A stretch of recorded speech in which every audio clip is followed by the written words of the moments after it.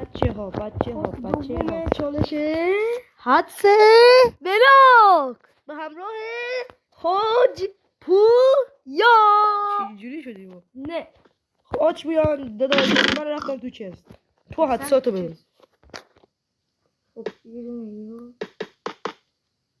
سکون بلاک‌ها رو بذارم تو نمیدونم از چست بیام بیرون ببینم یا تو صفحش ببینم. من بعد 21 حدس تو پرتغال نتونست.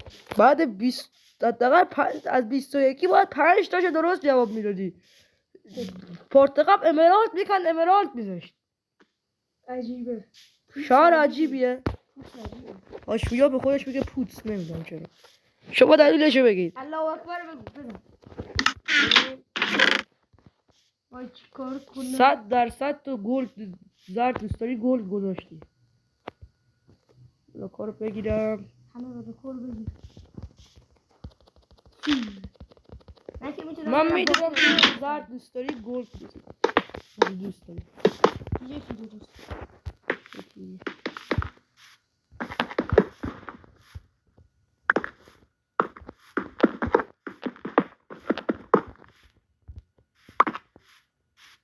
این کریپر اومد فوتا یادم حالا شد زیاده هیچ که جز روزی نبود. گوش نجاز روزی نبود چند هیچی 3 تا حدس دنیا 3 تا حدس تو زدی بنویس. تا حالا 3 تا حدس حالا چند تا الان هیچی. وای بلوژی کن هیچی. 5 تا حدس 5 تا دارم می نویسم چند تا هنوز هیچی. خب این انقدر پس نمیشه. اینجا میشه گل اینجا میشه گل.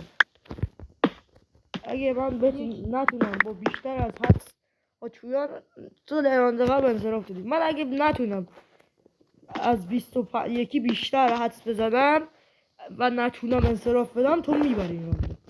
خب الان چند تا؟ یکی 6 حدس زدی 6 تا. این چند تا؟ 2 تا. این چند تا؟ 2 تا. چند تا؟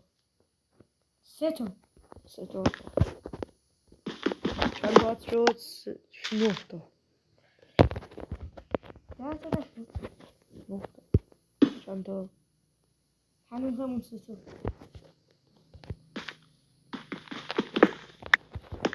الان چند تا؟ 4 تا. 4 تا 4 تا. چند تا؟ من موزیده میکنم. آچوی خداحافظ. بیا ببین غلط گفت. راند اولو ما بردیم. راند اولو بردیم. بریم سراغ پارت بعدی. ادامه ویدیو رو تو پارت بعد میتونید ببینید.